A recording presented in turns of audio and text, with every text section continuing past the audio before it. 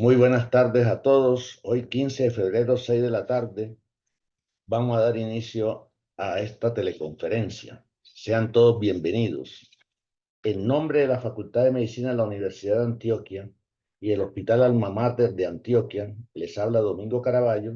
Yo soy médico profesor de la Facultad de Medicina de la Universidad de Antioquia y también presto mis servicios como médico en la parte de las pruebas de esfuerzo y rehabilitación cardíaca del Hospital Alma Mater de Antioquia, en la sede ambulatoria, o sea, la sede Prado. Estas charlas que estamos haciendo actualmente virtualmente, anteriormente las hacíamos en manera presencial, gracias a que la Clínica Las Américas nos facilitaba un espacio. Sin embargo, la pandemia nos obligó a cambiar la estrategia y tuvimos que pasar de la parte presencial a la parte virtual. Sin embargo, creo que eso fue una de las cosas buenas de los avances tecnológicos que tuvo la pandemia, que desarrolló todas estas estrategias para que cada uno de nosotros desde su casa, desde el lugar donde esté, pueda ver directamente, disfrutar de estas charlas. Estas teleconferencias inicialmente las hacíamos un grupo de personas de diferentes lugares de la ciudad de Medellín, que nos reuníamos periódicamente a discutir temas como tratar a las personas que nos estaban llegando a la parte de rehabilitación cardíaca. Todos estos pacientes que habían tenido un infarto, cirugías cardíacas, reemplazo de válvula, lo que era colocación de marcapaso, enfermedad arterial periférica, o sea, una cantidad de pacientes con falla cardíaca y trasplante cardíaco. Entonces, decidimos más bien pasar esta parte a la parte de las teleconferencias, invitando a expertos en diferentes áreas. Desde hace mucho tiempo hemos tocado muchos temas y este año también iremos tocando también temas como la parte de la importancia de la alimentación, la importancia de la salud mental, etcétera. Pero cada día hay un tema que está saliendo en la bibliografía y es un tema que tiene que ver con la espiritualidad y los problemas cardiovasculares. Nosotros, a nivel de nuestra institución, tanto la Universidad de Antioquia como el Hospital Alma Mater, contamos con la suerte de tener una persona que ha estudiado este tema desde hace mucho tiempo, incluso ha editado libros, y es el doctor Julián Humberto Ramírez Urrea, quien es un distinguido médico internista y es el actual director general del Hospital Alma Mater de Antioquia. El doctor Julián Humberto Ramírez Urrea es médico cirujano egresado de la Universidad de Antioquia, especialista en medicina interna, hizo magíster en educación superior en salud de la universidad, es miembro de la Asociación Colombiana de Medicina Interna, fellow del American College of Physicians, es aspirante a magíster en administración en salud del CES, es un gran amigo, una gran persona que está dispuesta y ha sacado su tiempo para regalarnos a nosotros gran parte de sus conocimientos para que podamos vivir mejor y aprovechemos su experiencia, que estoy seguro que no nos vamos a arrepentir de estar aquí en este lugar.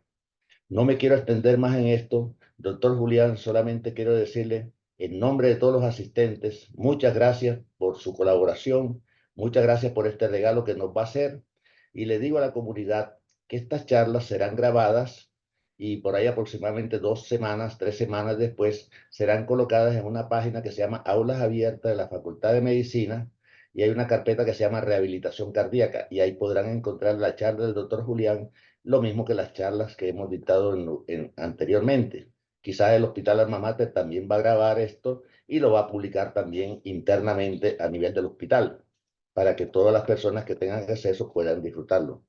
De todas maneras, doctor Julián, muchas gracias por estar con nosotros. Bienvenido y estamos dispuestos a disfrutar de sus conocimientos. Adelante. Muchas gracias, profesor José Domingo, por la bienvenida, por la invitación y un saludo pues muy especial para todas las personas que están aquí pendientes de esta conferencia. Quise darle una amplitud un poquito mayor al tema que íbamos a hablar. Sin duda, pues nos referiremos al tema de la espiritualidad frente a la salud cardiovascular, pero me pareció muy interesante también darle un poco de un contexto más amplio de lo que vamos a hablar, y estoy seguro que esto va a generar pues como muchas preguntas, inquietudes y por supuesto pues va a generar una búsqueda. Un saludo muy especial a todas las personas que sé que se están conectando en este momento, profesores, colegas, colaboradores del hospital, estudiantes de medicina, pacientes, sean todos bienvenidos. De lo que vamos a hablar entonces en esta ocasión va a ser dar una justificación acerca de por qué hoy en día es necesario hablar de espiritualidad en la atención de los pacientes. Y es un tema que por supuesto no está exento de unos rótulos y de unas dificultades de orden práctico en el mundo contemporáneo que vale la pena, por supuesto, a que abordemos. Creo que es importante además conceptualizar, generalmente cuando uno habla de la palabra espiritualidad, tiene algunas dificultades de concepto porque pues se van a dar cuenta que hablar de espiritualidad no es lo mismo que hablar de religión y vamos a establecer unas definiciones que no son definiciones que trabajo yo, digamos, sino que son definiciones que de hecho la literatura nos plantea. Va a ser muy importante también analizar el marco biológico bajo el cual opera la espiritualidad y esto es una cantidad de experiencias que ya en la literatura se empiezan a referir de cómo, de cuáles pueden ser los mecanismos, si se quiere, fisiológicos a través de los cuales actúan las prácticas espirituales. Y naturalmente vamos a cerrar con algunas de las razones de por qué la espiritualidad se debería incluir incluso en nuestros hospitales. Y es un gran sueño que tengo desde hace varios años y que espero poder tener el suficiente tiempo para hacerlo, de desarrollar modelos de salud que incorporen el cuidado espiritual, incluso dentro de los hospitales. Y existe evidencia empírica que nos muestra la necesidad y la importancia de avanzar en este sentido. ¿Por qué vamos a hablar de este tema? Pues digamos que en la literatura en este momento hay ya millares de artículos que empiezan a hablar de la importancia de incluir la dimensión espiritual en la atención en salud. Incluso hay una línea en la literatura que empieza a insinuar que pudiera haber cierta negligencia de nuestros sistemas de salud por no ocuparse de esa dimensión espiritual de los pacientes, pero además es que todavía no hemos llegado al punto necesario donde todas las disciplinas se encuentren y se entrelacen y empiecen a conversar y empiecen a mirarse un poco a los ojos y empieza a haber un verdadero intercambio de saberes. Y es así como los saberes humanistas, dentro de los cuales la espiritualidad ocupa un papel importante, van siendo relegados. No obstante, hay muchas preguntas que son difíciles de abordar desde el punto de vista cientificista, reduccionista, que hacen necesario que las humanidades, la filosofía, el arte y otras áreas del conocimiento humanista vengan a proporcionar respuestas que la ciencia solamente es difícil que pueda brindar, si no es que sea imposible. Este tema ya viene teniendo tanta importancia que los líderes espirituales y los capellanes van teniendo un papel muy importante y sociedades como la Sociedad Médica de Cuidado Crítico de América ya consideran que dentro de sus equipos es necesario tener incluso capellanes. Estamos hablando de un tema muy importante. Lo otro es que a raíz de la gran explosión de enfermedad crónica que hay en el mundo y ante la imposibilidad de hablar desde la salud, como se ha dicho tradicionalmente, como un estado de completo equilibrio. Hoy en día, desde el punto de vista de enfermedad crónica, es difícil, si no imposible, hablar de un completo estado de equilibrio. Y es así como ya hay conceptualizaciones que empiezan a entender que la enfermedad también es un camino, que la enfermedad no necesariamente es un enemigo que hay que atacar y que hay que erradicar. Por supuesto que hay que tratarla, pero la enfermedad, como lo voy a mencionar quizás más adelante en una reflexión, tiene también valiosas lecciones que darnos. Y es lo primero que hay que empezar desde el punto de vista espiritual, como a desmontar o como a desmitificar de nuestros discursos. La enfermedad puede convertirse en un camino. Bueno, finalmente los modelos hospitalarios en el mundo están cambiando. Gran parte de los hospitales acreditados en alta calidad de Estados Unidos tiene dentro de sus procesos de experiencia del paciente el soporte espiritual. Ya hay universidades del mundo donde los tópicos de espiritualidad comienzan a ser incluidos dentro de los currículos y dentro de los planes de estudio.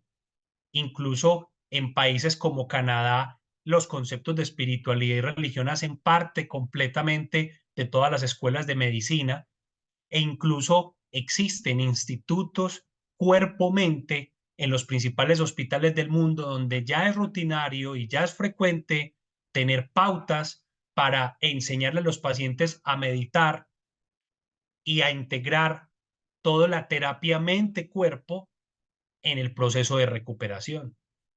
Y la literatura nos va planteando un puente de diálogo y nos va diciendo, venga, que esto va más allá de una simple ideología, venga, que esto va más allá de una simple doctrina, y esto se empieza a convertir en una necesidad muy importante. Tan es así que Joint Commission, que es una agencia internacional que acredita los mejores hospitales del mundo, el Hospital Pablo Tobón y la Fundación Valle de Lili ostentan esta certificación, ya incluye las necesidades espirituales como un parámetro muy importante en la evaluación de alta calidad en la atención en salud. Hablemos ahora de los rótulos y las dificultades que la espiritualidad tiene en el mundo moderno, pero antes tenemos que decir y partir de una premisa muy importante, y es que la espiritualidad hace parte del ser humano. Imágenes como esta, donde ya se empieza a evidenciar desde el sistema cultural de creencias, desde el hombre de Neandertal, rituales muy complejos de enterramiento de sus difuntos, hasta ideas como las que plantea este libro muy interesante llamado El Gen de Dios, que incluso empieza a hablar de marcas genéticas en el ser humano que confieren una proclividad biológica a expresar este tipo de mentalidad y este tipo de prácticas. Y la tesis fundamental de este libro de Dean Hammer es que la espiritualidad es una herencia básica, es algo casi que inscrito desde lo biológico, aunque uno pudiera tener algunas discrepancias al respecto, porque finalmente todo el tema de la religión es una construcción cultural, pero independientemente de la especie de la que hablemos, independientemente de las culturas humanas de las que hablemos, este componente espiritual ha estado siempre desde el principio.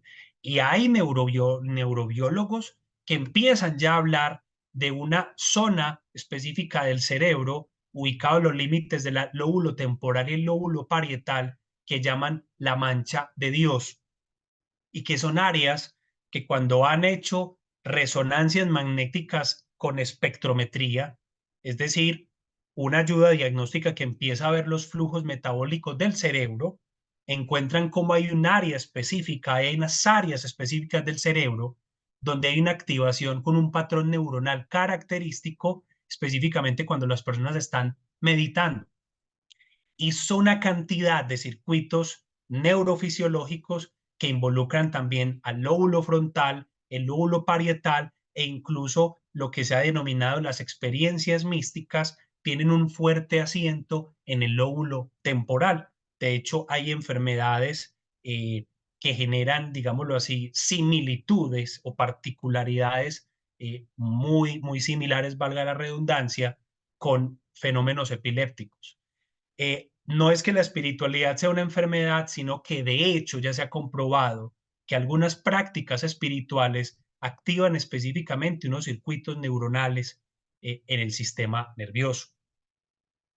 Aún así, partiendo de esta realidad, podemos decir que hay unos rótulos. Cuando hablamos de espiritualidad, habitualmente digamos que hay un imaginario en torno a estos temas. Lo que la mayoría de gente piensa cuando hablamos de espiritualidad es una de estas 5 cosas. Algunos dicen, venga, es que la espiritualidad está ligada a prácticas religiosas, luego la espiritualidad es religión, luego no deberíamos hablar de espiritualidad en ambientes laicos.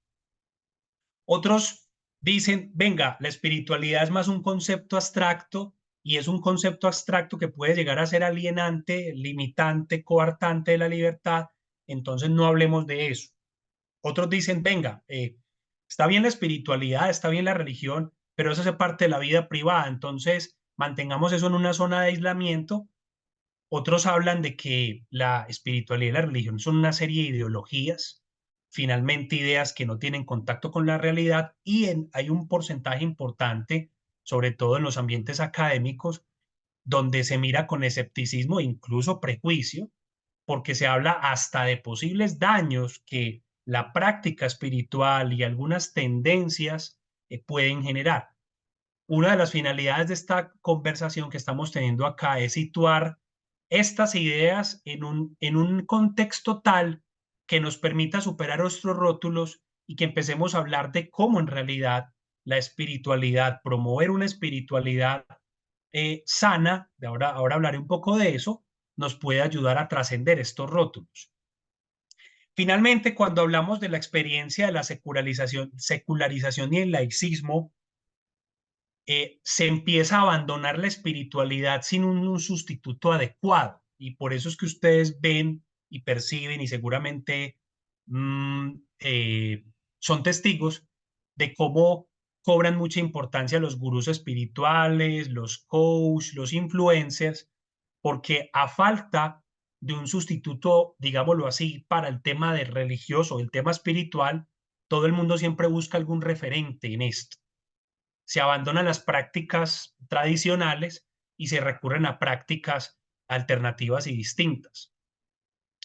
Es ciertamente una dificultad para hablar de estos temas es que hay unas corrientes y hay unas escuelas en psicología que empiezan a hablar de experiencias espirituales que pueden ser parte del espectro de la psicosis. Y hay una línea muy delgada, muy compleja, no es tema de esta conferencia, por supuesto, pero se debe esbozar.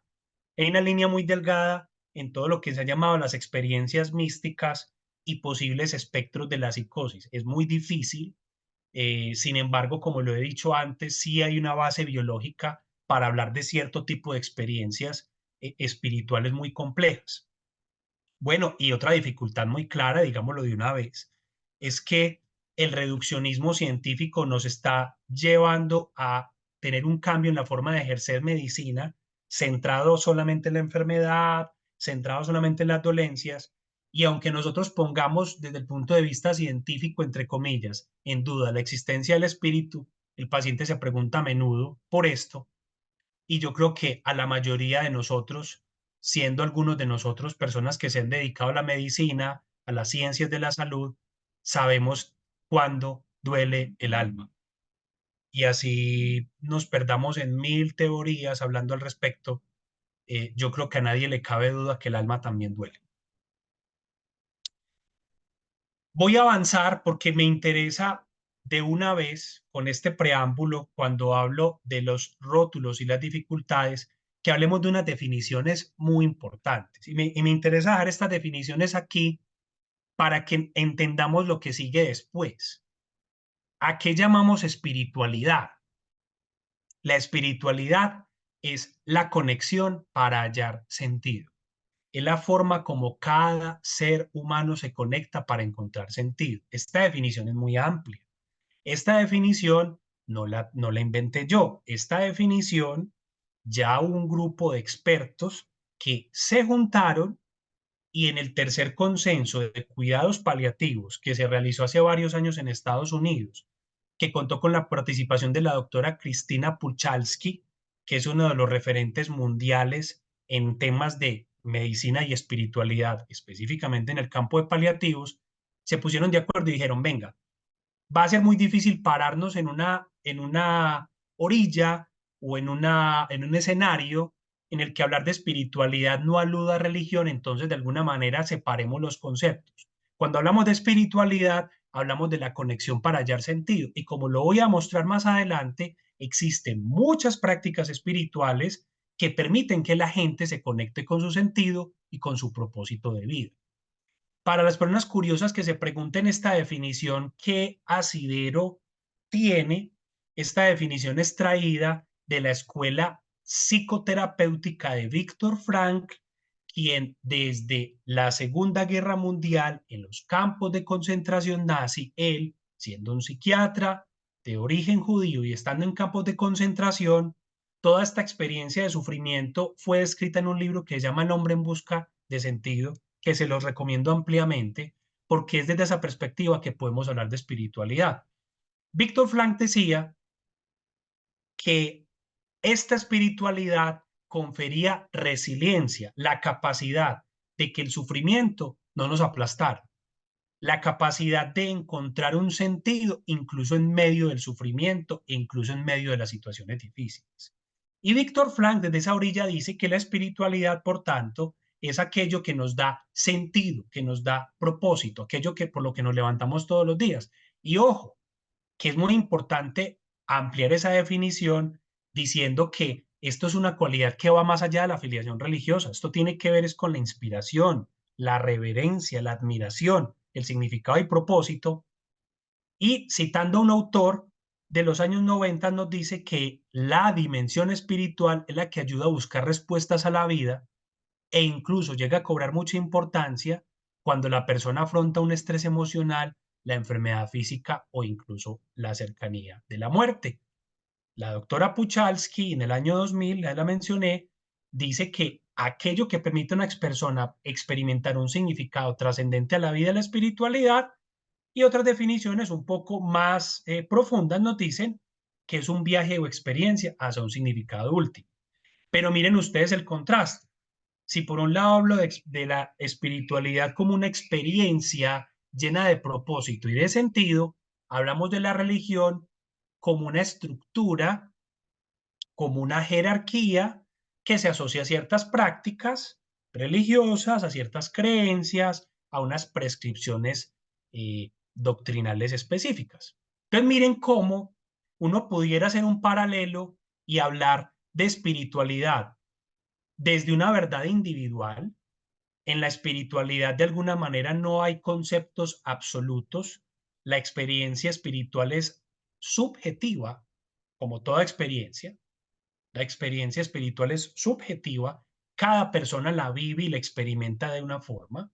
La religión aporta unas respuestas que se basan en la experiencia y la reflexión. La espiritualidad no necesariamente es institucional y la religión básicamente lo es. La espiritualidad hace énfasis en la responsabilidad consigo mismo y la religión puede hablar un poco de la responsabilidad consigo mismo y con otros. En la espiritualidad hay unos textos con significado personal y algunos podrían o no considerarse sagrados, pero desde el punto de vista religioso se habla de unos textos sagrados en los que se preconiza que es una fuente de revelación divina inspirada por un ser superior. En la espiritualidad hacemos énfasis en los descubrimientos sobre las propias verdades. La verdad es un poco más relativa, mientras que en la religión hablamos de un poco de unas verdades más absolutas, unos dogmas específicos. Y la espiritualidad es un impulso por la búsqueda de lo sagrado y en la religión, digamos, que la parte social, la parte de la expectativa, de los rituales públicos, del tema público, cobra un poco más de importancia. Esta división, por supuesto, es una división artificial como cualquier concepto que se quiera trabajar en la vida, pero hay unas preguntas propias de la espiritualidad y hay unas preguntas propias de la religión. La espiritualidad se pregunta más por dónde encuentro mi significado, cuál es mi propósito, dónde encuentro dirección, cuáles son mis valores. De hecho, casi que ustedes empiezan a ver cómo la espiritualidad tiene un perfil hasta ético, porque la espiritualidad de alguna manera nutre la ética.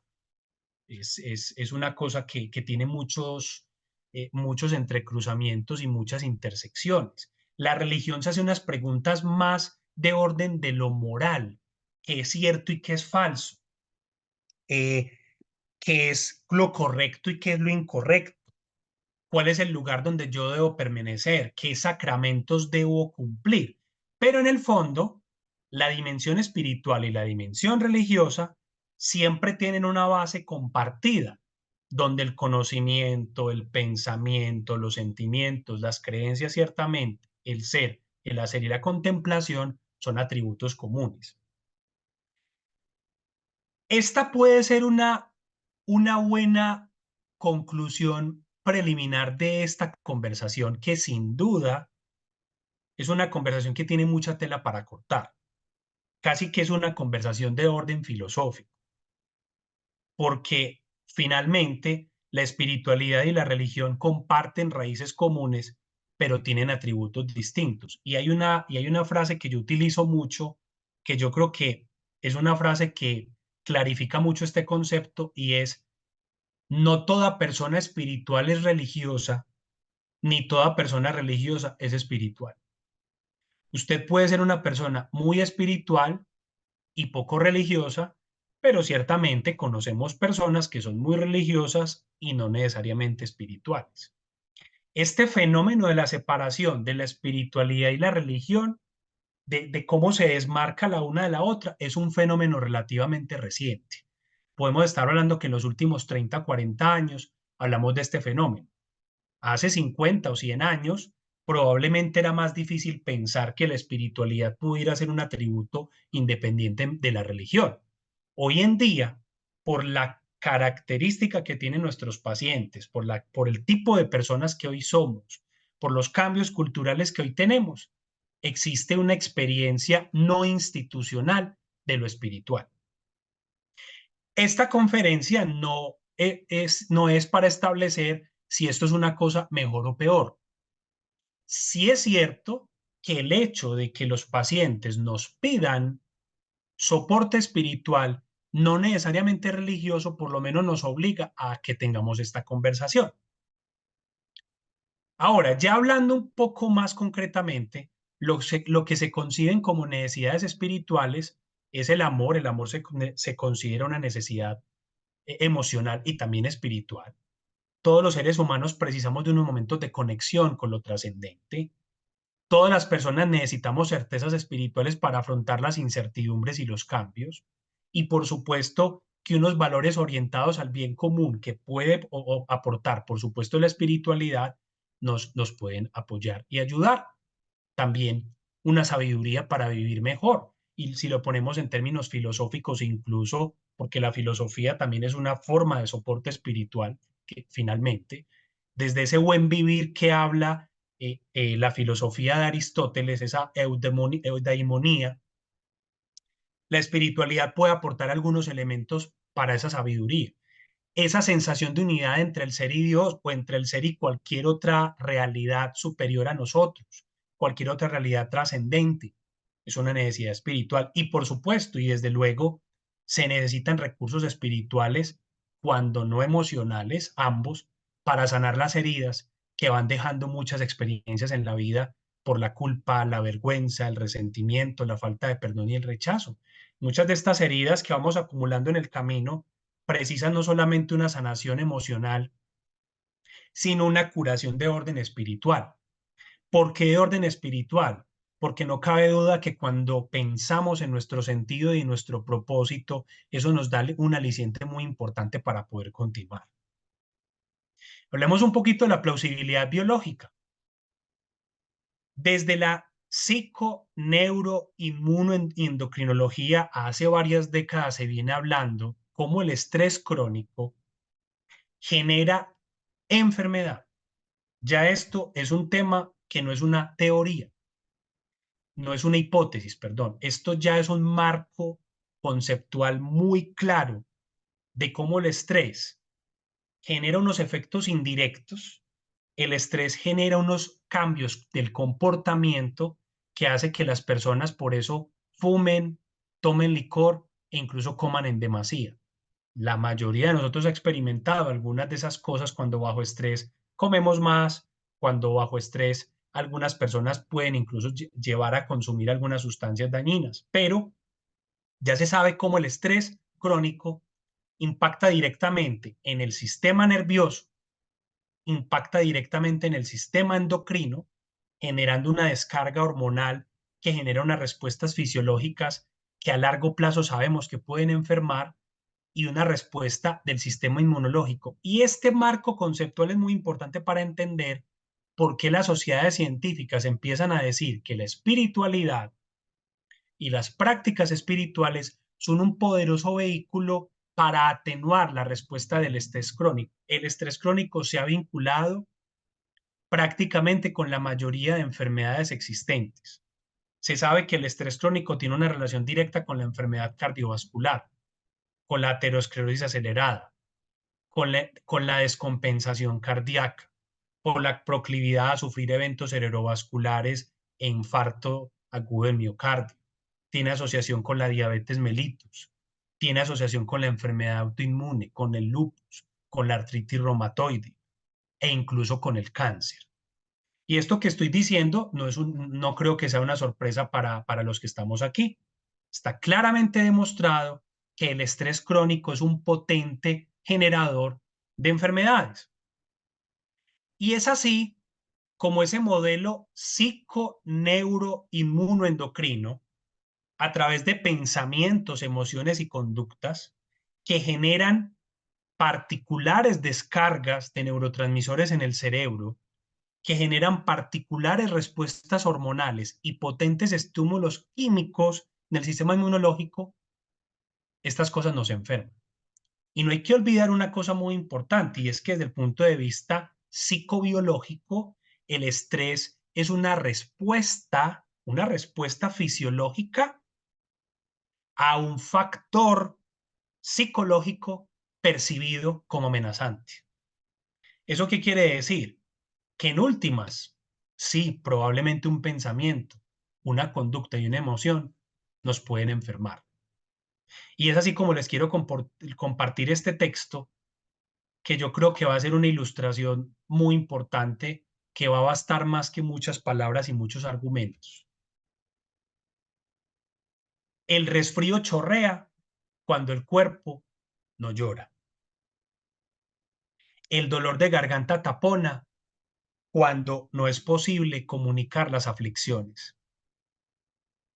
El estómago arde cuando las rabias no consiguen salir. La diabetes invade cuando la soledad duele. El cuerpo engorda cuando la insatisfacción aprieta. El dolor de cabeza deprime cuando las defensas, el dolor de cabeza deprime cuando las dudas aumentan. El corazón se afloja cuando el sentido de la vida parece terminar. La alergia aparece cuando el perfeccionismo está intolerable. Las uñas se quiebran cuando las defensas están amenazadas. El pecho aprieta cuando el orgullo esclaviza. La presión sube cuando el miedo aprisiona. Las neurosis paralizan cuando el niño interior tiraniza. La fiebre calienta cuando las defensas explotan las fronteras de la inmunidad. Los ojos se nublan cuando no te gusta lo que ves y tus rodillas hablan de tu falta de flexibilidad ante la vida. No pretendemos ser extremistas con esta exposición magistral que hace este fragmento, que está publicado en un consultorio anónimo en Europa. En algún momento lo encontré en la web y es un texto anónimo, pero definitivamente las emociones, lo que está pasando en la vida cuando nos enfermamos es muy importante. Y cuando a los pacientes les preguntamos cuál fue ese desencadenante de su enfermedad, la mayoría saben responder con un desencadenante. Alguna vez, de las muchas experiencias que he tenido con este tema, cuando atendía a un paciente en mi época que practicaba medicina hospitalaria, llegó un señor de 82 años previamente sano, con una falla cardíaca increíblemente descompensada, y era la primera vez que el paciente permanecía hospitalizado. Entonces, todos los médicos, obviamente, empezamos a hacer lo que sabemos hacer bien, diagnosticar, entrar a revisar. Entonces, llegamos al diagnóstico de que el paciente probablemente había tenido un infarto silencioso 15 días antes. Esto generó un daño en el corazón y el corazón después se descompensó y el paciente pues no consultó por dolor de pecho como típicamente se podría consultar por una enfermedad cardiovascular y simplemente consultó por una descompensación cardíaca. Y en algún momento tuve la fortuna de sentarme a conversar con el paciente y preguntarle, venga, cuénteme, ¿qué pasó hace 15 días? Que usted dice que se empezó a descompensar. Me dijo, doctor, yo llevaba 50 años de casado con mi esposa se murió y eso me rompió el corazón. literalmente se lo rompió, literalmente se lo rompió. No es extraño que muchos pacientes con enfermedad autoinmune, por ejemplo, o con enfermedad tiroidea, por ejemplo, tengan un desencadenante emocional. La probabilidad de tener un antecedente de abuso sexual, por ejemplo, en los pacientes que sufren de enfermedad tiroidea, específicamente enfermedad de Graves, es de 7 veces. O sea, es 7 veces más probable que una persona con esta enfermedad tenga un antecedente de abuso, incluso años antes de que la sintomatología aparezca. Entonces, miren que no estamos hablando de algo, y estoy seguro que muchos de ustedes han tenido esa experiencia, y estoy completamente convencido que muchos colegas pueden corroborar lo que estoy diciendo. Claramente, la enfermedad, incluso cardiovascular, que es un poco el objeto de esta charla, tiene un fuerte desencadenante emocional. El estrés es una condición que nos está enfermando y que nos está matando. Entonces, ya entrando, digámoslo así, en la parte medular, ya hacia la mitad, digámoslo así, de esta conversación un poco más adelante, ¿qué razones tenemos para intervenir en este campo espiritual? Voy a mencionar rápidamente 4. La primera es que hace parte de la mejor atención posible que le podemos dar a los pacientes. Los pacientes consideran su salud física tan importante como su salud espiritual. Lo segundo es que hay evidencia disponible de la cual les voy a hablar que muestra que efectivamente la espiritualidad es un componente fundamental para la recuperación de la salud. Lo otro es que la espiritualidad nos puede ayudar a definir limitantes en el tratamiento de los pacientes. Y finalmente, la espiritualidad es un vehículo muy potente para aliviar el sufrimiento. Como en medicina decimos, curar cuando sea posible y aliviar siempre. Hablemos de la mejor atención. Cuando hay problemas emocionales y espirituales, ¿qué podemos hacer con ellos? Y es muy difícil que si no tenemos un sistema, un modelo de salud que le dé soporte a la atención emocional e incluso espiritual, va a ser muy difícil que podamos brindar la mejor atención posible, porque el ser humano es un todo, el ser humano es un todo, y ese todo incluye el sufrimiento, la vida y la muerte. Lo otro es que es muy claro que por el fenómeno que he hablado de secularización y de laicismo del tema religioso, muchos pacientes, por múltiples razones, rechacen la atención espiritual que le brindan los actores institucionalizados. Es más fácil que posiblemente un paciente se abra a hablar de espiritualidad con el personal de salud que hablarlo incluso con un líder religioso. Y esta frase fue publicada por el doctor Sir William Osler, quien es considerado el padre de la medicina por allá en 1903, imagínense, en la revista JAMA, en una de las primeras publicaciones de la revista JAMA, que es una revista muy importante del Círculo de Médicos de los Estados Unidos. Y nos dice, nada en la vida es más maravilloso que la fe, la única gran fuerza en movimiento que no podemos pesar en una balanza. La fe ha sido siempre un factor esencial en la práctica de la medicina, y un clínico que en realidad esté interesado en hacer fuertes a los líderes del cuerpo y del alma debe interesarse en todo el sujeto. Esto no lo dice incluso Osler. Yo les quiero decir que para mi sorpresa, revisando temas, ya Platón en sus diálogos platónicos habla de la necesidad que para curar el cuerpo de un ser humano hay que curar su alma también. En palabras de Sócrates, en uno de los diálogos platónicos, en el Fedón, se habla de Sócrates diciendo, usted no puede curar un ojo si no cura todo el cuerpo completo. A mí me llama tanto la atención encontrar eso. Hace más de 2000 años lo dijeron y todavía nosotros pensamos que podemos curar un ojo sin curar a todo el ser humano completo. Es una paradoja y es una paradoja que todavía no lo podamos entender y que mucho menos lo podamos practicar. Pero entonces esta es una razón para hablar de espiritualidad, es que la espiritualidad se necesita. Y cuando habla de fe aquí Osler, no habla de una fe religiosa. Hay muchas investigaciones que en medicina se han llevado a cabo por la creencia ciega de un investigador en una hipótesis en la que cree de alguna manera un poco ciegamente. El investigador sabe que ahí está la evidencia, la ve primero en la mente y después la encuentra en sus experimentos.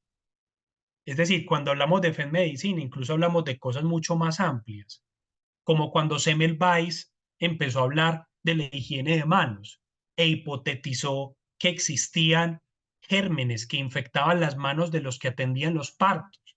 Y es conocido ese experimento de Semmelweis cuando separó en las salas de obstetricia un grupo de pacientes que era atendido por parteras y otro grupo que era atendido por personal de la salud que pasaba primero por la morgue y después atendía a las parturientas. Uno diría que eso es una locura, pero en esa época no era claro. Recuerden que en esa época existía la teoría de los miasmas, de lo que yo llamo los chipichipis voladores que de alguna manera causaban enfermedad. Y Semmelweis fue el primero en decir que había algo que enfermaba a las pacientes parturientas que se mejoraba con el lavado de manos. Lo tildaron de loco.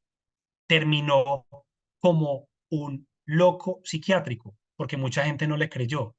Fue casi un contemporáneo con Louis Pasteur. Incluso hay algunos que hablan que fue el precursor de la teoría microbiológica. De manera que sí, en medicina, por supuesto, que hemos tenido que tener auténticos actos de fe y esto nada tiene que ver con la religión, nada necesariamente tiene que ver con Dios.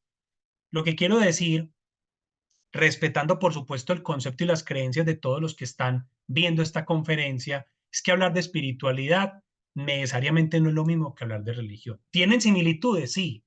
Por supuesto que cada religión tiene una base espiritual que la sustenta, lo podemos afirmar, pero no puede quedar la idea de que para tener espiritualidad hay que estar inscrito en una religión, como tampoco puede quedar la idea que ser religioso necesariamente nos hace seres espirituales, y hay muchos ejemplos que podría citar al respecto.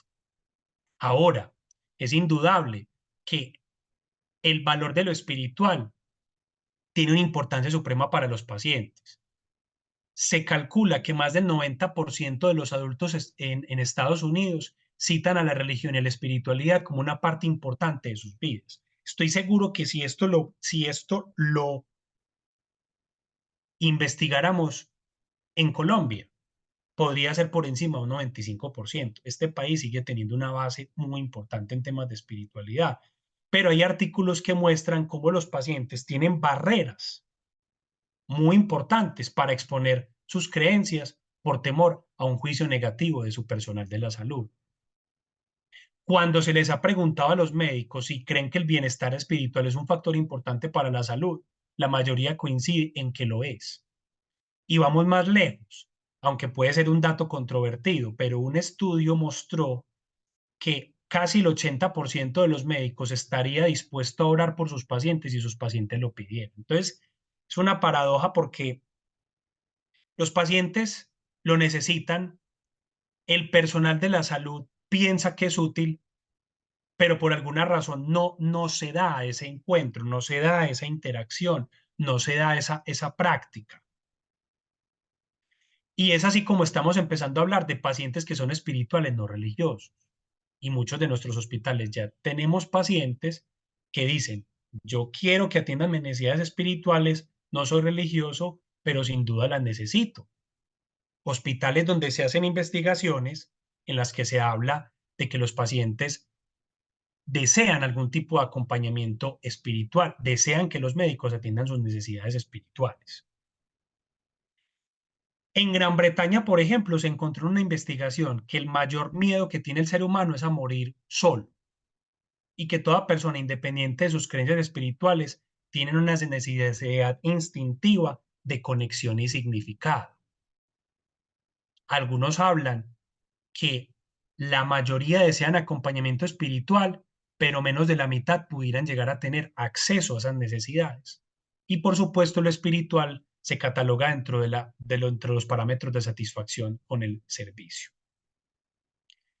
Voy a permitirme leer textualmente este párrafito que está referenciado en este artículo y es que la enfermedad desencadena preguntas relativas al origen, el significado de la muerte, el sufrimiento, la vida, la muerte y el propósito, el valor que se tiene o no cuando se está desfigurado, dependiente o en situación improductiva. Y también plantea el estado de las relaciones interpersonales. Y es por eso que es tan importante el contacto con lo espiritual. que brinda un fuerte soporte para abordar estas situaciones. Quiero referirme en esta parte a continuación de la evidencia disponible. Por supuesto que estos estudios que voy a referenciar no están exentos de críticas desde lo metodológico, pero lo interesante es ver cómo existe una asociación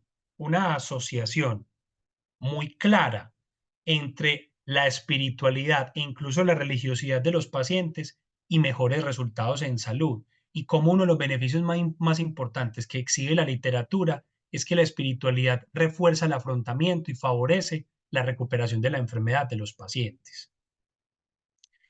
Hablemos, por ejemplo, de la espiritualidad como factor protector. Existen varios estudios que voy a referenciar rápidamente que muestran que, por ejemplo, las familias que tienen prácticas espirituales comunes están menos expuestas a la posibilidad de violencia intrafamiliar.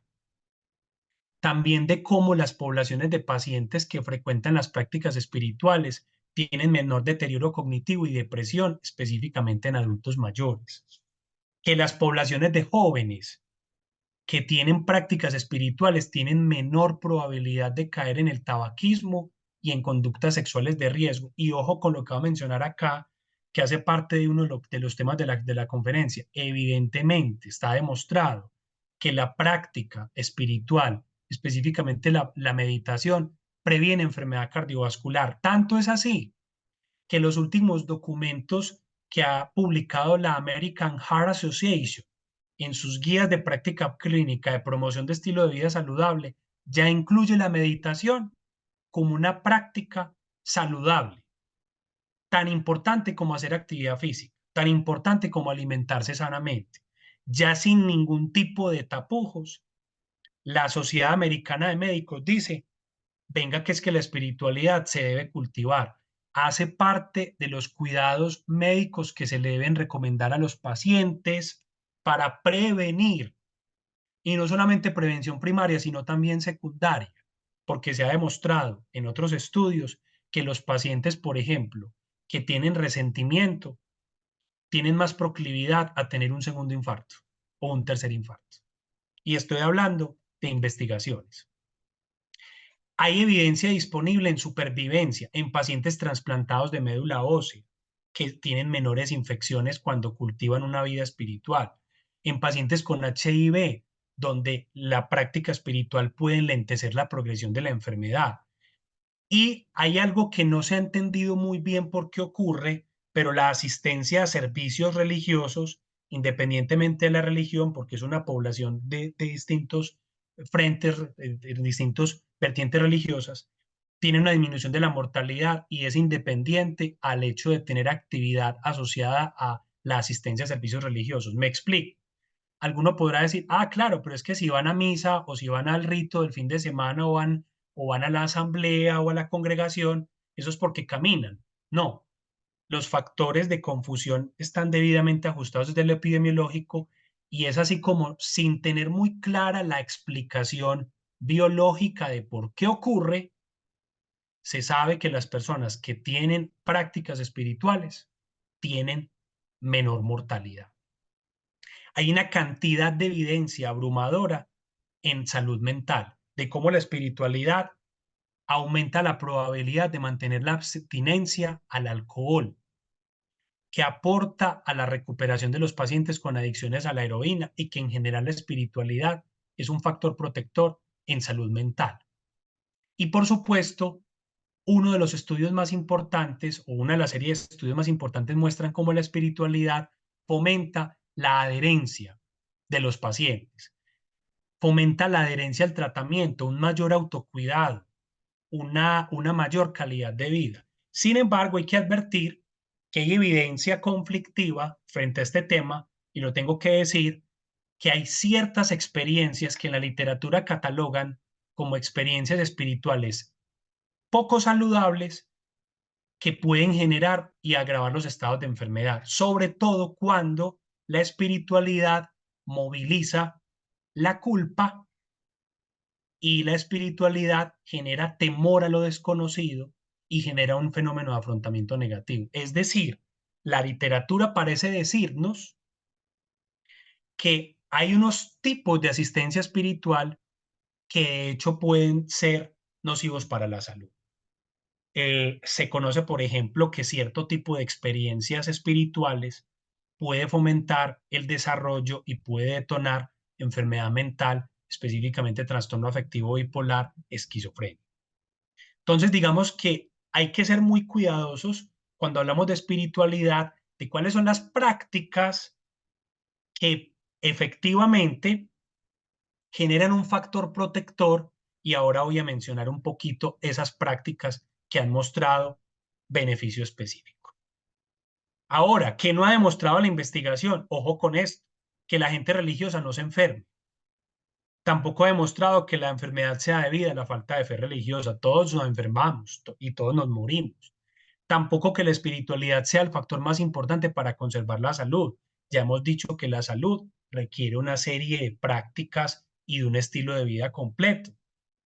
Tampoco se ha demostrado que la prescripción específica, que un médico le diga a su paciente vaya tantas veces a misa, haga tantas cosas, impacte la salud de los pacientes, y que existan otros factores que expliquen la asociación. Entonces, ojo que no es que haya que prescribir una serie de prácticas, porque estamos cayendo en hablar ya de religión o de prescripción. Voy a hablar más adelante de esto de las prácticas espirituales, ¿qué significan? Sé que hay muchos comentarios en el chat. En este momento no puedo atender a esas preguntas porque tengo pues una imposibilidad técnica de dar la conferencia y responder el chat, pero sé que vamos a tener un espacio para preguntas y voy a procurar en el tiempo que tenga disponible de leer algunos comentarios y hacer algunas aclaraciones de las preguntas y comentarios que están haciendo allí. Más adelante lo haré entonces. Entonces, si quieren poner sus preguntas, las pueden ir poniendo y al final pues voy a contestar. La espiritualidad y específicamente la religión es importante saberla para saber hasta dónde ir con los pacientes. Ya me pasó alguna vez, y sé que es una cosa que pasa con frecuencia en todos nuestros hospitales, que el hecho de no tener en cuenta la afiliación religiosa provoca reprocesos muy importantes. Me explico. Hace un tiempo, también en la parte hospitalaria, me hicieron una interconsulta en un hospital por un paciente con anemia que requería ser llevado a terapia. eh, a- Tenía una fractura de cadera, iba a ser llevado a una osteosíntesis de cadera y la interconsulta fue por anemia. Muy rara la interconsulta en el sentido de que me pareció llamativo que era una anemia muy importante, es decir, una paciente con una hemoglobina supremamente baja, que era una anemia crónica, y me llamaba mucho la atención que este problema apenas estuviera como estando en el radar, ¿sí? Llamativamente, eh, cuando respondí la interconsulta, me preguntaron específicamente, venga, esta paciente ya se va para cirugía, entonces díganos si hay que transfundirla o no. Yo les dije, hombre, médicamente, con ese nivel de hemoglobina, creo que es prudente transfundirla, sobre todo porque una fractura de cadera es una cirugía que puede tener un cierto riesgo de sangrado importante.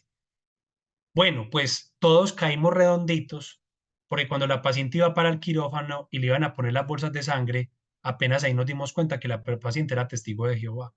Entonces tocó devolver la cirugía, armar una logística súper compleja, armar unas terapias específicas frente al tema, que son protocolos que se usan en este tipo de situaciones. Y por supuesto, tuvimos que encontrar un grupo quirúrgico específico que se le midiera hacer esa cirugía sin hacer transfusión. Afortunadamente, la paciente pudo operar, todo salió bien. Pero miren cómo este concepto de la religión, que se debería preguntar en la identificación, ya ni eso preguntamos los médicos. Es una cosa muy triste. Ya ni eso preguntamos los médicos. Y desde la identificación, estas cosas se deberían saber. Miren, por ejemplo, que los hindúes eh, dicen que hay un alma residual que está en el cuerpo de quien muere y que por eso la autopsia no está permitida por motivos religiosos. O como, por ejemplo, alguna rama de la religión judía, por ejemplo, se opone a la ventilación mecánica porque hablan que el aire es sagrado y que no debería estar expuesto a ningún tipo de manipulación. Entonces, miren cómo eso es importante, pero también es importante porque no todo el mundo es practicante. Es decir, hay pacientes que son testigos de Jehová y eventualmente aceptarán una transfusión. Tampoco es automático. Pero no cabe duda, de este tema hay mucha tela para cortar también, pero no cabe duda que definitivamente conocer la afiliación religiosa del paciente es muy importante para establecer hasta dónde vamos a llegar. Y bueno, finalmente el sufrimiento. Aquí tengo una historia preciosísima que les quiero compartir. El sufrimiento eh, es un tipo de dolor. Hay una cosa que se llama sufrimiento espiritual. Ojo, ya existe como definición en la literatura y el sufrimiento espiritual genera un tipo de dolor que es no físico y no emocional, que se define como una provocación en el interior del sujeto por percibir una falta de unión o armonía entre su ser y lo trascendente. Y esas necesidades espirituales no diagnosticadas pueden generar tensión espiritual y generar un incremento de los síntomas físicos y emocionales. Tuve esa experiencia, la tuve. Alguna vez haciendo un turno de noche, hace tiempo cuando hacía mis turnos de noche como internista, me llamaron a evaluar a una paciente con intenso dolor en un servicio. Era una paciente con un mieloma múltiple, que es una forma de enfermedad maligna hematológica de la sangre, y es una enfermedad que se caracteriza por la infiltración en los huesos. Es una enfermedad que puede llegar a generar mucho dolor. La paciente estaba con mucho dolor y las enfermeras me llamaron porque llevaban muchas dosis aplicadas de morfina y la paciente no se calmaba el dolor.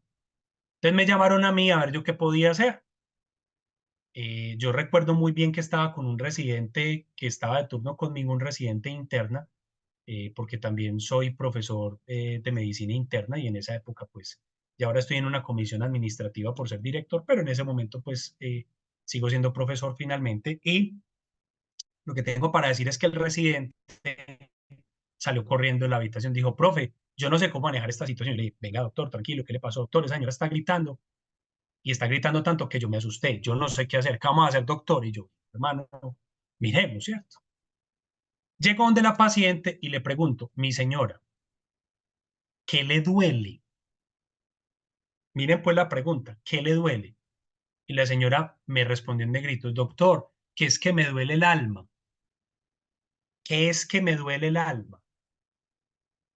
Entonces el residente me dijo, profe, ¿cómo vamos a quitar un dolor del alma? Porque yo nunca he estudiado eso. Y yo me acuerdo que el residente se angustió de verdad. Profe, ¿cómo así que un dolor de alma? ¿Existe un medicamento que se haya inventado para el dolor en el alma? ¿Cuál es? Cuénteme lo que hacemos. Yo le dije, venga mi señora. Y cogí una sillita, me senté cerca de la señora y le pregunté, ¿por qué le duele el alma? Y me entero yo de una historia. eh, la paciente llevaba 15 años sin hablar con una hermana y el hecho de no hablar con la hermana le generaba mucha angustia porque además ni siquiera la señora estando enferma, la hermana la había ido a visitar y esa situación la tenía sin paz. Y eso me dijo, es que doctor, no encuentro paz, siento el alma sin paz y yo siento que eso es un dolor y yo le he dicho a las señoritas que la morfina eso no me lo va a quitar. Pues, y lo que voy a contar es verídico y es algo descrito en la literatura.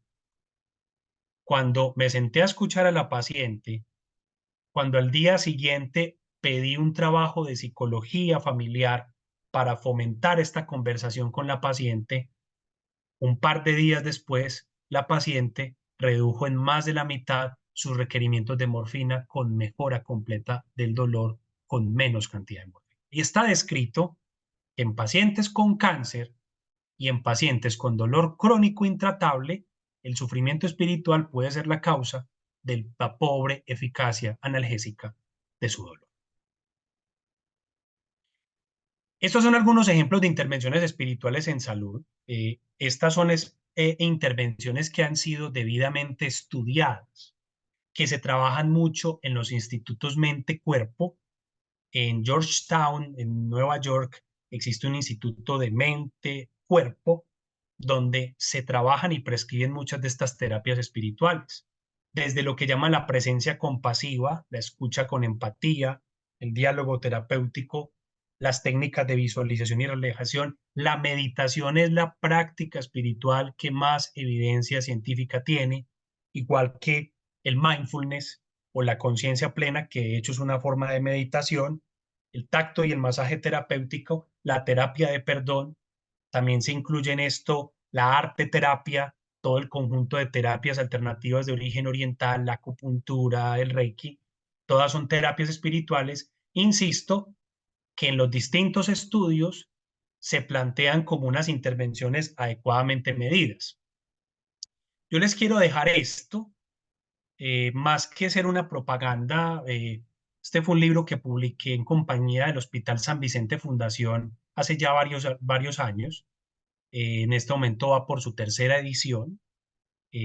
Sigo manteniendo la idea de este trabajo con el hospital y en este texto eh, es un texto de que referencia más de 180 artículos y libros y textos escritos, donde muestro a mayor profundidad el sustento académico.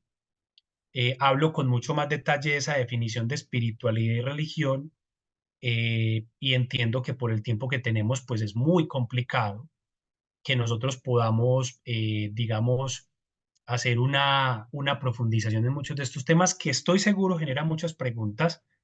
En este momento hay casi 200 personas conectadas, lo cual me genera mucha sorpresa.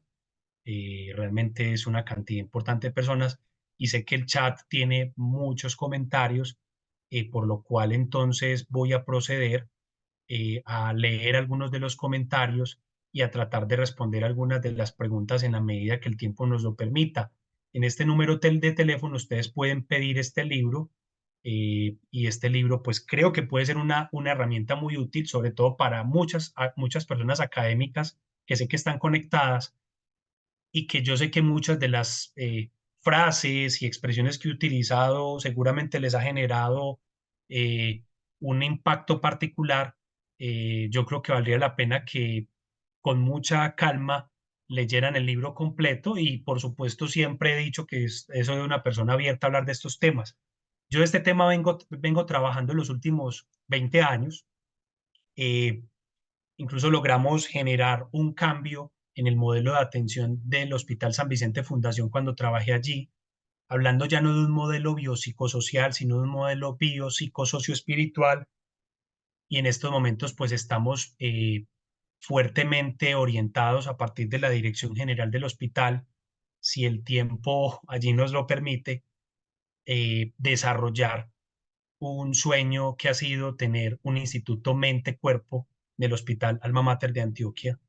Y quisiera poder que todo este texto que he hablado aquí pues lo pueda llevar al hospital. Como dice un viejo aforismo, muchas veces nadie es profeta en su tierra y es así como muchas veces detrás de todo lo que la gente ve en un cargo de estos directivos con tantas responsabilidades y con tantas situaciones difíciles que nuestros hospitales atraviesan hoy en día, pues sé que a veces es difícil encontrar una receptividad mayor a estos temas, pero bueno, tengo la esperanza que nuestros equipos de trabajo, y sé que aquí personas conectadas de nuestros equipos de trabajo, pues le podamos trabajar a esta idea de la medicina y la espiritualidad también en nuestro hospital Alma Mater de Antioquia. Me voy a permitir entonces a continuación eh, leer algunos de los mensajes que nos han compartido a todos. Básicamente la mayoría de personas hablan de muchos saludos, están saludándonos de muchas partes del ITM, de muchas partes de Colombia, muchas personas pues abiertamente interesadas, hablando de cómo el saber de otras culturas es importante. Eh, Muy interesante, por ejemplo, aquí Carlos Guillermo nos decía al principio que la espiritualidad se basa en pilares básicos que generan valor institucional, valorar las personas por encima de su carácter, de la salud y enfermedad. Es una buena anotación, Carlos Guillermo. Felicitan a nuestra facultad, hablando de que no solo somos este cuerpo. Carlos Moncada, por ejemplo, nos comparte que la espiritualidad la asocia con la creatividad, el sentido de vida que cada persona manifiesta en su actuar, aportar, contribuir al desarrollo humano, las relaciones.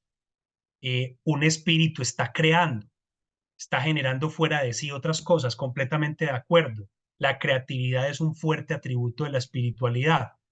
Nos saludan desde Chile, nos preguntan que esta charla si va a estar subida en plataforma, ya respondimos que sí. Nos saludan desde muchas partes de Belén, de Medellín. Somos espíritu, alma y cuerpo. Sí, la espiritualidad nos hace tener un buen equilibrio mental y físico, definitivamente. Podemos ayudar a los pacientes cuando lo vemos como un todo integral. Hemos dicho que evidentemente sí, la espiritualidad favorece el mejoramiento de los pacientes. Los médicos somos instrumentos en las manos de Dios, sí, lo podemos afirmar. Sin embargo, aclaro que la espiritualidad va más allá de este concepto, pero por supuesto que para muchos que somos creyentes, pensamos que por supuesto estamos puestos aquí por un propósito y por un sentido. Eh, por acá alguien nos dice, muy interesante, cuando siento estrés me duele el estómago. Si no trabajo en esto, mi estrés me puedo enfermar. Interesante. Diferencias entre enfoques psicoterapéuticos del estrés y la espiritualidad. Evidentemente, profe José Humberto, que yo sé que ha seguido este tema por años y un saludo para usted, profe, muy especial que está conectado aquí. También vi a la profe, a la maestra Silvia Blair conectada por acá. Un saludo muy especial también para ustedes. Hay diferentes enfoques psicoterapéuticos frente al estrés y la espiritualidad. Específicamente hay uno muy potente que es una concepción espiritual que se volvió una terapia psiquiátrica específicamente y es la terapia del mindfulness o de la conciencia plena, que ya de alguna forma se desprende un poco de ese enfoque de religión oriental y se convierte en una serie de prácticas espirituales para vivir en el tiempo presente como el tiempo más importante para aflojar el estrés. Diego León nos dice que practica la meditación, que el hecho de que el amor, el ejercicio físico son elementos sanadores, la lectura, pues exacto. Cuando hablamos de la espiritualidad, profe Diego, estamos hablando específicamente también de la arteterapia, que en hospitales del mundo que llamamos antroposóficos, el doctor Jorge Vega específicamente trabaja mucho este concepto en Medellín, es un médico bioenergético. Todo este tema se aborda desde ese punto de vista de las artes. Eh, Pregunta el profe Diego Cardona si las facultades del área de la salud en Colombia consideran el uso terapéutico de medicinas de saberes ancestrales, yagé, hongos, psicodélicos. Hay un posgrado en medicina tradicional. Es todavía un esfuerzo muy tímido, Diego. Todavía incluso la Facultad de Medicina apenas se está empezando a hablar de este concepto, pero por aquí ya alguien, Felipe Sarmiento, habla ya de la antropología médica y la salud pública, todavía creo que muy tímidamente para nuestro gusto, pero es un campo que debería estar abierto, incluso desde el punto de vista de lo que se ha hablado de la marihuana, del cannabis medicinal, perdón. Todavía son temas que abrir esta discusión es bastante complejo, pero yo espero, por ejemplo, que en un hospital como el nuestro, que es un hospital abierto desde el punto de vista cultural, al ser un hospital, pues obviamente de la Universidad de Antioquia, pues debe ser un hospital de carácter laico y por supuesto debería ser un hospital abierto a estos temas y yo creo que poco a poco vamos abriendo camino. Nos saludan desde Cúcuta, también nos dicen que los dolores del alma son los más difíciles de aliviar. Excelente eh, concepto, lo he repetido. Apertura al paciente para que plantee lo que plantea su alma y sus emociones, de acuerdo. Experiencias espirituales y prácticas espirituales se consideran sinónimos. Eh, yo creo que sí, finalmente una práctica espiritual genera una experiencia. Eh, la connotación de experiencia es eminentemente subjetiva, de manera que cuando hablo de experiencia, necesariamente tengo que decir que sí, una práctica espiritual nos puede llevar a una experiencia espiritual. Eh, bueno, afortunadamente veo que hay muy buena apreciación de estas conferencias. Eh, las claves espirituales, Diego Correa nos habla del amor, el perdón, el agradecimiento. La terapia de la gratitud, la práctica de la gratitud sí que es importante. Se habla también de una terapia basada en la gratitud desde el punto de vista espiritual.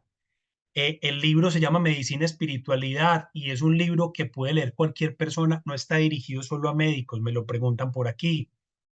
Me saludan de Los Ángeles, California. Gracias, Francisco Castrillón. Eh, la profe Edna Margarita, que me parece que en algún momento pude haber tenido contacto con ella por la Facultad de Enfermería, nos habla de una tesis doctoral sobre el fenómeno de la espiritualidad. Este libro puede ser muy útil, sin duda ninguna. Paola Vergara me escribe de su deseo pues de contactarme. Ahora les voy a poner mi correo electrónico y pueden contactarme por este medio, pues por allá en el hospital. Estamos siempre a la orden para todos. Cualquier persona puede leer el texto. Sigo con comentarios más abajo. Conocimientos universal, no es autolimitado, correcto. Muchas partes nos están escribiendo de Sotáquira, Boyacá. Un saludo para la gente de Boyacá. De todas partes nos están escribiendo. El profe Carlos Ruiz nos hace un concepto fundamental que las escuelas de la salud hablen de entender esa forma del ser humano. Concepto de espiritualidad, conocimiento de sí, ciudadanía, relacionamiento de los sujetos por parte de la sociedad. Esto debe estar en la agenda académica. Perfecto. Un paciente de rehabilitación cardíaca me dice, debo empezar a trabajar en mi parte espiritual. Genial, qué bueno.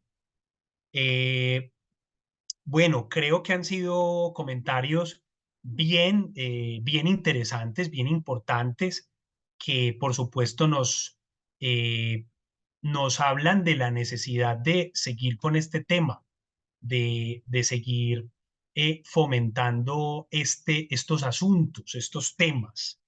Eh, yo creo al final que todos estos conceptos de espiritualidad y medicina eh, se deben ir trabajando de una manera cada vez más estructurada. Eh, hace algún tiempo planteé la posibilidad en Facultad de Medicina de impartir un diplomado de este tema para pacientes y personal de la salud. Espero poder tener la oportunidad de hacerlo, pues prácticamente hace muchos años, como les digo, vengo trabajando este tema y uno nota que hay cada vez mayor receptividad y mayor apertura a conversar sobre estas cosas. Sobre todo en épocas de incertidumbre, yo creo que la vida espiritual efectivamente ayuda. Yo te voy a contarles que practico la meditación con mucha frecuencia y creo que esto ha sido un factor muy importante para ayudarme a mantener la calma en un oficio eh, tan complejo como es dirigir un hospital con tantas dificultades que tiene el actual sistema de salud. Y definitivamente la espiritualidad es un polo a tierra muy importante. Bueno, este era el tema que tenía para hoy. Eh, por supuesto, en el texto van a encontrar a mayor profundidad otros temas y obviamente también hay otras conferencias en las que se ha abordado este tema. Eh, les voy a dar mi correo electrónico. Este es mi correo electrónico personal. Es el mismo correo electrónico que incluso referencio en el texto. Le he hecho mucha invitación a las personas cuando me leen que me escriban. Eh, y realmente es interesante cómo las personas nos escriben. Mm, Miren, hay un tema bien importante que lo dejo en el tintero y es un concepto llamado la respuesta fisiológica de relajación, que la primera persona que lo describió fue el doctor Herbert Vinson, un médico cardiólogo de Harvard, cuya tesis de grado fue precisamente describir la respuesta de relajación. Fue la primera persona que por allá en los 70 describió cómo efectivamente cuando hay meditación hay una respuesta fisiológica que casi todas las personas experimentan, caracterizada por la reducción en la frecuencia cardíaca, la frecuencia respiratoria e incluso con un patrón electroencefalográfico muy particular. De manera que hoy en día podemos afirmar, sin temor a equivocarnos y con todo el soporte del caso, que la práctica de la espiritualidad y específicamente de la meditación son benéficos para la salud, no solamente para prevenirla, sino para mejorar los desenlaces en salud. Muchas gracias a todos ustedes y gracias, profe Domingo, por la invitación. Doctor Julián, no me equivoqué cuando le hice la invitación. Yo sabía que iba a asistir un gran número de personas que estaban necesitando escuchar sus palabras sobre este tema tan importante. Nosotros en rehabilitación cardíaca vemos diariamente la cantidad de pacientes que lo que necesitan es una persona que les hable, que les escuche, que les haga ver otra cara a la moneda. Una persona que vean directamente que a pesar de las dificultades que han tenido, ya sea un infarto, una cirugía cardíaca, cualquier enfermedad, son personas afortunadas que todavía están viviendo y pueden vivir de mejor calidad si se hacen algunos correctivos. Y eso lo hacemos en el Hospital Alma Mater a nivel de toda la comunidad, no solamente para el paciente, sino para la familia. Nosotros involucramos también a la familia directamente. Y el paciente también, todo este tipo de la parte de la espiritualidad también imparte tranquilidad, también imparte felicidad, también imparte alegría. Y son cosas que tienen que ver directamente con todo lo que usted ha dicho. Yo le digo, nunca en todas las actividades que hemos hecho, no había visto yo una asistencia tan masiva como la que acabamos de ver el día de hoy. Eso indica que la población está muy interesada en esto y tenemos que sacar adelante ese proyecto que usted tiene directamente de la parte de manejar la mente, del Instituto de la Mente, de la relajación en el Hospital Alma Mater, donde se puede implementar porque es una necesidad de la población. De todas maneras, doctor Julián, en nombre de todos los asistentes, yo solamente le tengo que decir muchas gracias por este regalo que nos ha dado. Yo sé directamente todos sus compromisos, pero en nombre de la comunidad le digo, la comunidad está feliz, está satisfecha y lo acaba de leer usted en todos los documentos.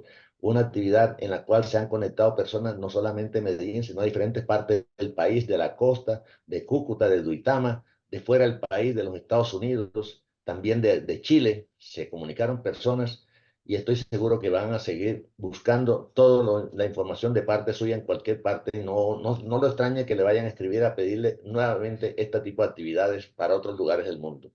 Muchas gracias a usted y muchas gracias a todas las personas que nos acompañaron y los invitamos a que nos sigan acompañando en esta actividad que hacemos en nombre de la Universidad de Antioquia y el Hospital Alma Mater el tercer jueves de cada mes a las 6 de la tarde, así como lo acabamos de hacer con el doctor Julián. Están todos invitados a seguir. Estas charlas son grabadas y son publicadas en la plataforma de YouTube de la Facultad de Medicina de la Universidad de Antioquia, donde ustedes más o menos en 10, 15 días, porque la universidad tiene que editar esta charla, la edita y la publica directamente en eso. Pero todas las teleconferencias que hacemos están publicadas en eso, en una carpeta especial que se llama Rehabilitación Cardíaca, todas las actividades que hemos estado haciendo.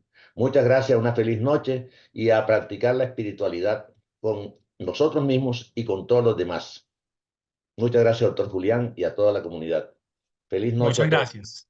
Una feliz tarde, una feliz noche para todos. Fuerte abrazo, gracias.